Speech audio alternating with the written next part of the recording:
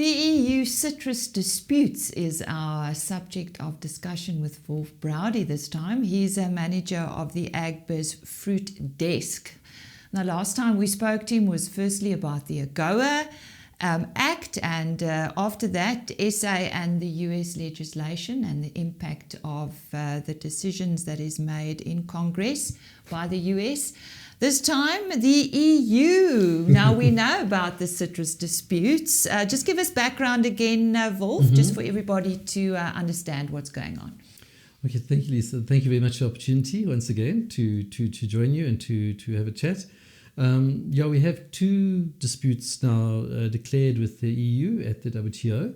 One of them has a very long history, the citrus black spot. That goes back over 10 years of interaction and disagreement with the EU.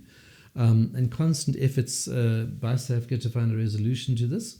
And the compromise, if you want to call it that, is that there is a regime that we have in place the citrus industry uses, which is about 3.7 billion rand per year cost to maintain.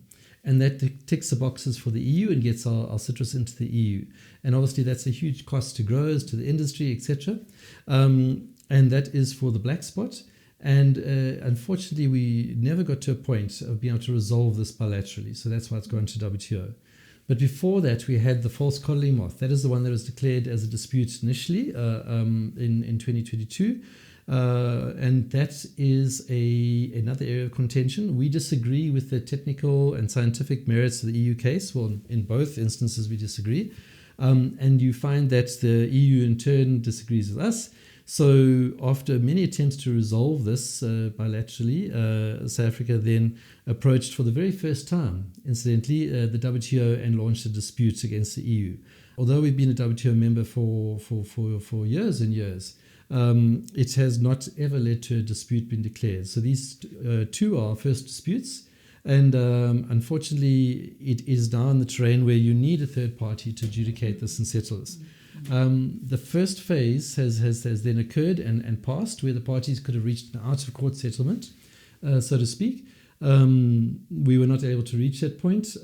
So the Minister of Trade, Industry and Competition has now advanced it to stage 2 and called for the creation of an adjudication panel in both cases. So is that the latest? Yeah, that's where we stand now. Right. In fact, that is now what will play out, that establishment of that panel, till the end of this year.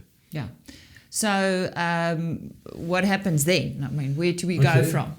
Well, now we will put forward our suggested experts for the panels. The relevant EU WTO committee will then constitute the panels. The panels will then have a first initial preliminary meetings. They will consider all the submissions from both sides, and they will look at all the expert testimony. They'll look at the scientific research. They'll do some of their own work. This is quite a long process leading up to the first real meetings of the panels, because it's a bit like in any legal dispute.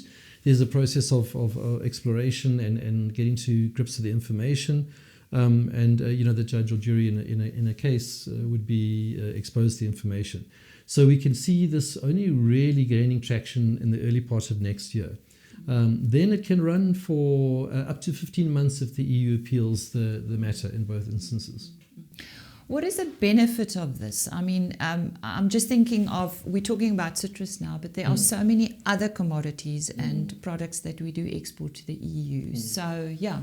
Well, we would have a concern, the industry has a concern, I should say, that if this was left unchallenged, you may find that this sets a precedent where other fruits commodities or other commodities are similarly treated in a way that perhaps South Africa doesn't agree with, and then we end up in the same situation for something else.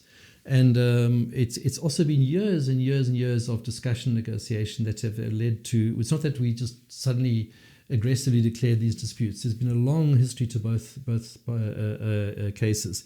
However, in the case of the black spot, for example, if successful, the EU would have to roll back the measures, which means that we could then water down the 3.7 billion system that we use to combat the EU. In the case of the false codling moth, there's a very rigid cold treatment regime which is now in place. And the costs of complying with that are substantial, because it means your cold chain must be extremely strong, and must be no break in the cold chain. And in both instances, we can see opportunity for greater exports to the EU, better margins for our growers. The cost savings will be substantial. And in some cases, for example, with the black spot, the industry has actually voluntarily withheld shipments when they realize that through interceptions, or the EU saying that they are at a threshold point where they're going to stop the trade. So voluntarily we pull back and we don't ship across. So we don't trigger a further bureaucratic process. And that means just in the last season now that we had a large number of cartons of oranges that did not actually go into the EU. And that's a loss then to farmers. They go to other markets which are less lucrative.